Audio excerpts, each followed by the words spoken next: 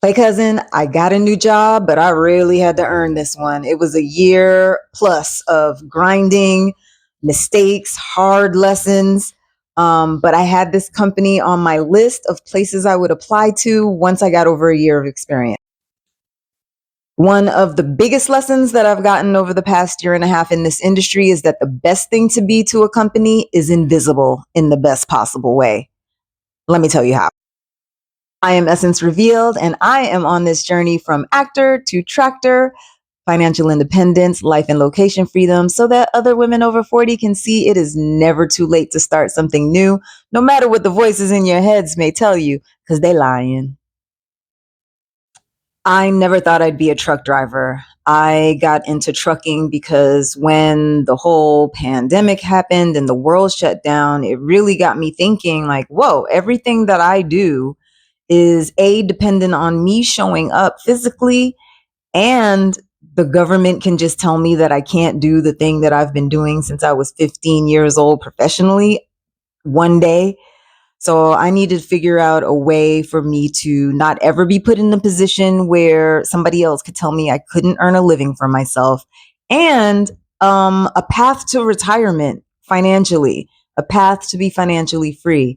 And so what I came up with was two things. A, I got my CDL license, my CDLA license, and B, I deep dived into the stock market and real estate not real estate, stock market investing, because I never, ever will be put in that position in life ever again. Anything I've tried to do in life, I work really hard, I study really hard, I apply myself, I have a work ethic, but trucking humbled me with so many mistakes in the beginning.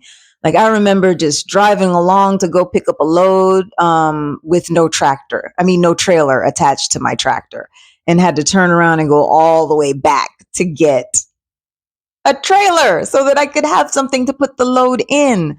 I've gone in wrong places. I've gotten stuck in mud and had to be taken out with a record to get me out. I've gotten stuck in snow, all kinds of mistakes. If you think that you're going to come into trucking because you're smart and you're an overachiever or a perfectionist and everything's going to go fine because everything you've ever tried goes fine, trucking gonna humble you.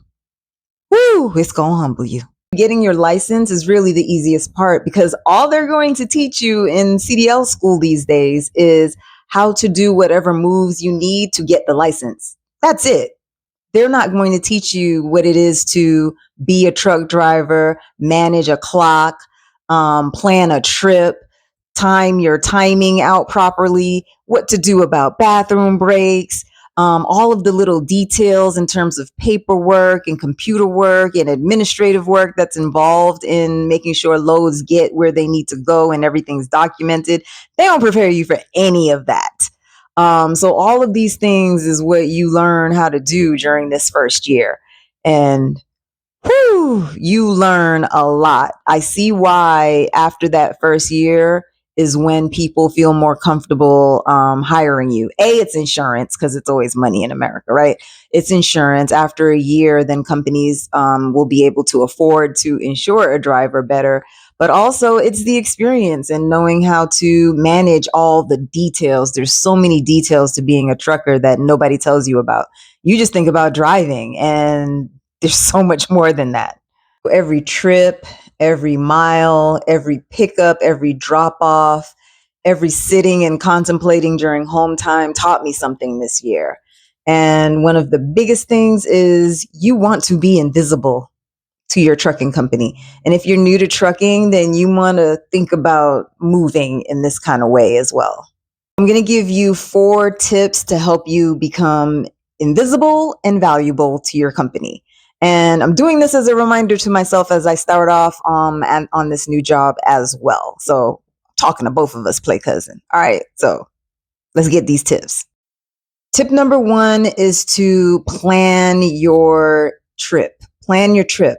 You don't have to be, completely OCD with every single detail of the trip planned out. But there are certain things that you want to make sure that you have in place, like having a plan A, B, and C for parking, especially if, like me, you're driving a reefer and you can't necessarily start driving at 2 a.m. so that you're done by 3 or 4 in the afternoon and can easily find parking. So I always want to make sure that I have at least 3 places that I can potentially park based on how many miles I want to do for the day. So you definitely want to plan out your trip so that you can organize your time well. And with that, you want to have a Rand McNally map book. I never read maps. I never used maps, but becoming a trucker, I'm so grateful that I had the training in how to use the maps, because here's the thing. You're driving all over the country. You might end up in a cornfield somewhere with no reception, and not be able to use a GPS.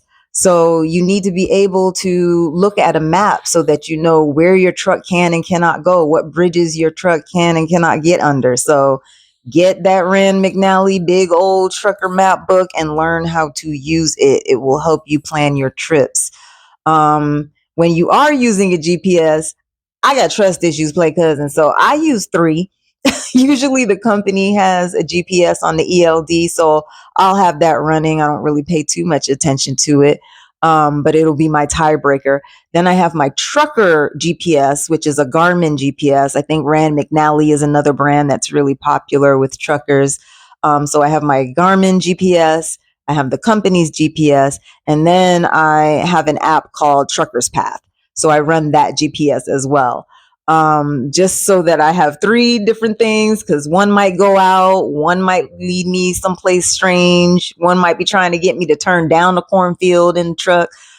So I just like to have those 3 running so that I, always have something going on if one glitches or something like that. So trip planning is a very important element in getting your load where it needs to go. The second tip, which ties into number 1 with the trip planning, is you doing all that so that you can be on time. That really probably should be number 1. Be on time with your loads. That is the main thing. So, they usually, when they're teaching you the trip plan, they'll say, plan your trip by, 50 miles an hour or 55 miles per hour. I just go by time. If I need to be someplace at 9 a.m., then I'm going to trip plan so that I actually get there at 8 a.m. And then I'm going to add some extra time onto that because traffic, weather, road closures, construction, accidents, like you never know what's going to happen out there and what could take what your GPS or you estimate in your time with the map. It will take you 3 hours. It could take you 6. So it's always better to leave a big cushion for anything that might happen, because you don't know what can happen. And, dispatchers always want to be like, well, what's your ETA? What's your ETA? And honestly, the answer is, I don't know, because I don't know if there's going to be an accident or weather or any number of things that can go on the road. So your best plan of action for being on time is to leave yourself plenty of time. Close your doors and drive. Get to where you need to get. When you get there early, you can have a long break. When they know that you get your loads on time, that's when you get the good loads, because they know they can trust you. That's when you won't hear from the office. They'll just be sending you your next load in the ELD before you even drop off the load that you're under now.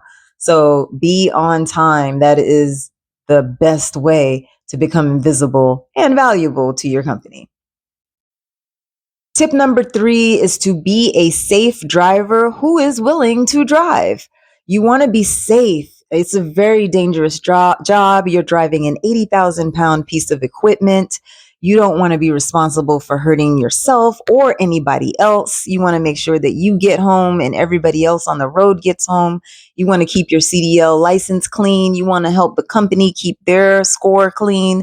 It just benefits everyone all around. And to be safe, you need to not make any risky, aggressive moves. Make sure you know what's going on around the truck, 360 degrees. You want to be looking way down the road so you have time to react to anything that may be coming up. You want to know what's going on beside you. You want to know what's going on behind you. You want to drive the speed limit. I know you're trying to get where you're going, but drive the speed limit. Just drive the speed limit. and be willing to drive. The company makes more money when the truck is rolling more continuously, and you make more money when you're rolling more continuously. So if you have the kind of life where you can stay out for 4 weeks, then that's probably better, because the company is going to be more willing to give you good loads because they know that you're going to be out there for a bit.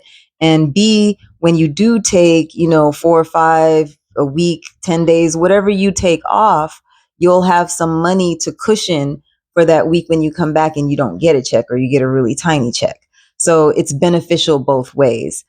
Get in your truck and drive. You're not on vacation. You don't need to stop every, hour or every 30 minutes to go take pictures or smell flowers.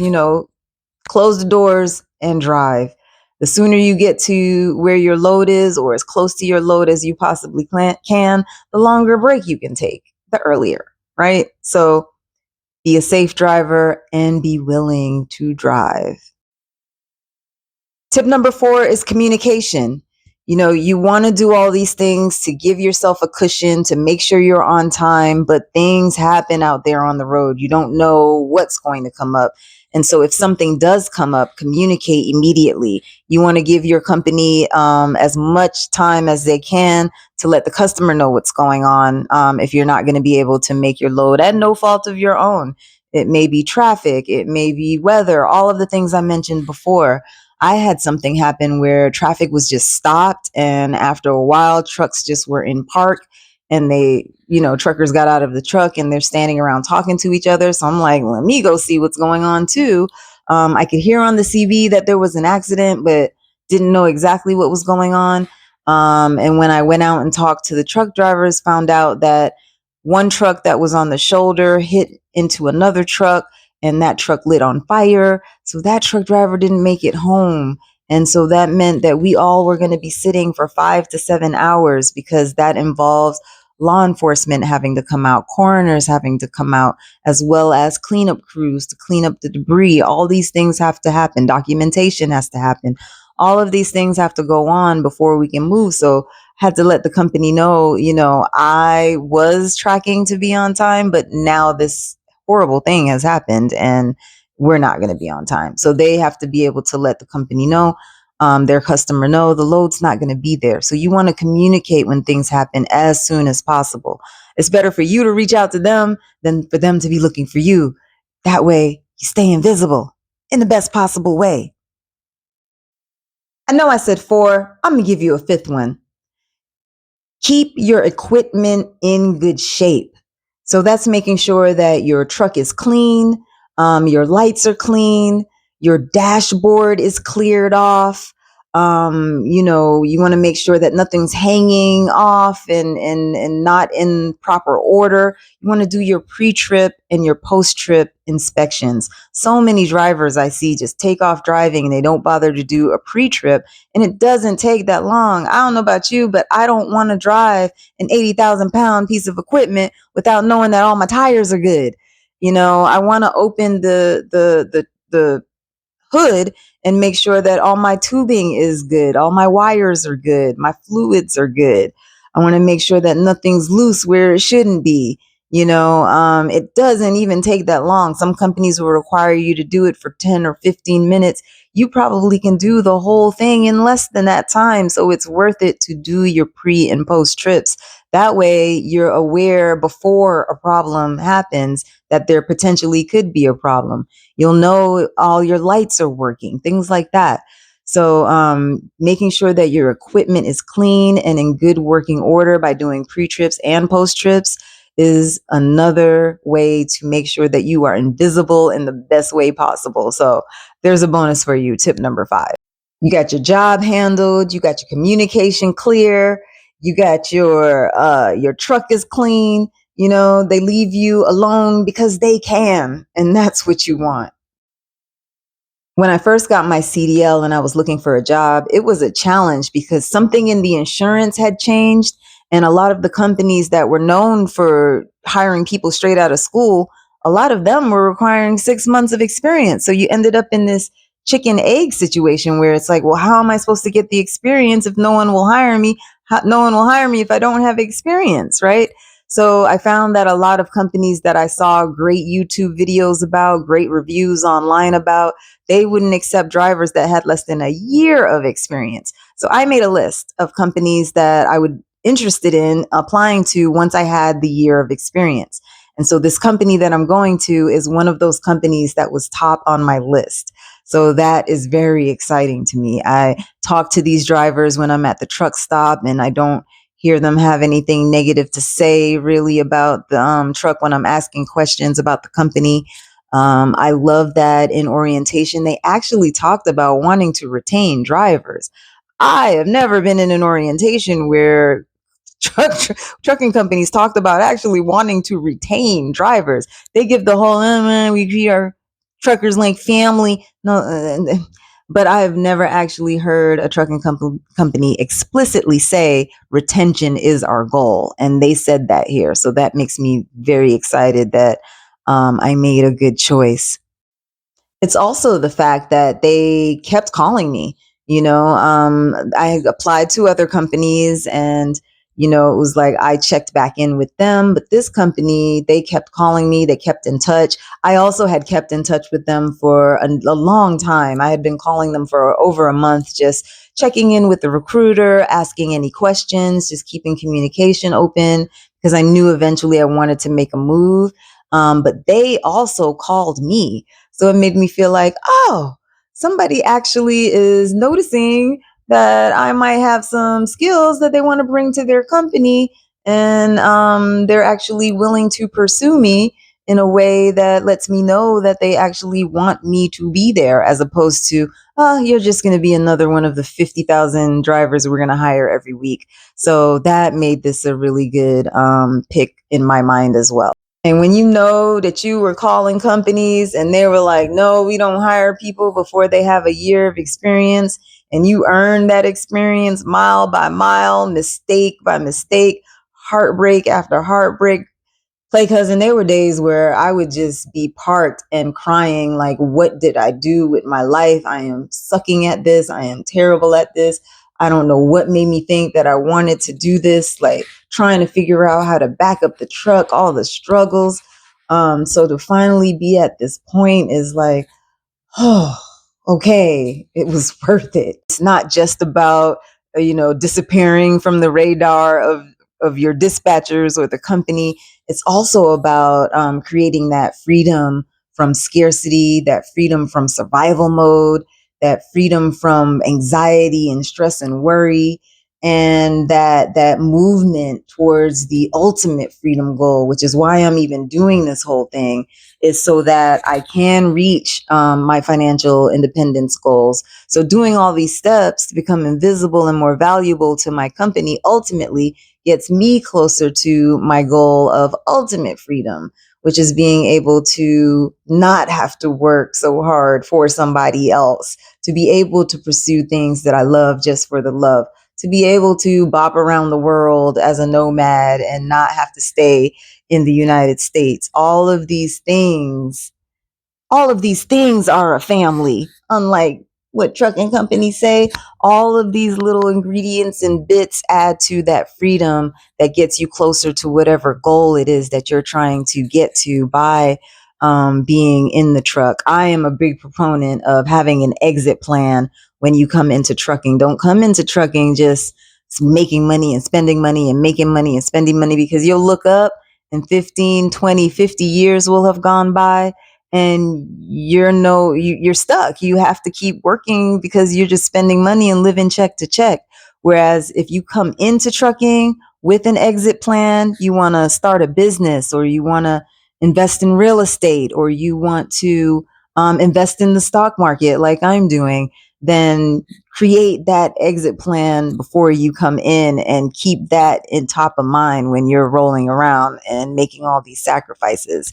If you are a woman that's interested in learning about the stock market, I have a free 14-day challenge for you that will break it down into easy to understand 5-minute bits. For 14 days, you will understand what they're talking about with the stock market thing. I'll put a link down there in the bio.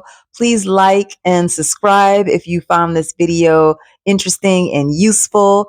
please make a comment down below and say invisible trucker if you are still with me. If you are in your first year of trucking or you're thinking about getting into trucking, then keep all of these things in mind. And also, don't necessarily believe the hype that you have to go work for a big mega company that's going to pay you really low and not give you any miles and you have to struggle. There are some companies out here that just take advantage of new drivers needing experience and will pay you like 30, 40 cents a mile. Don't do that. You don't have to. Be persistent and keep calling. There are smaller trucking companies that, when I say smaller, meaning they have, let's say, 500 or less trucks, that will pay you a higher cent per mile as a new driver, and not 30, 40 cents as a new driver, so that you can still get your experience and still make some kind of money that you can actually live off of as an adult. So just keep persevering and get that year of experience. Focus on learning, keep notes. Another thing that just reminded of keeping notes, write down your trip information because it'll disappear off the ELD once the load has been delivered. So you want to keep notes of where you've been, places you don't want to go back to, places that have certain quirks that you want to remember, places that have overnight parking. If there's something cool nearby, keep notes, physical, write the notes, old school, or notes in your phone, or however you do it. I got an old notebook because I'm analog in a lot of ways.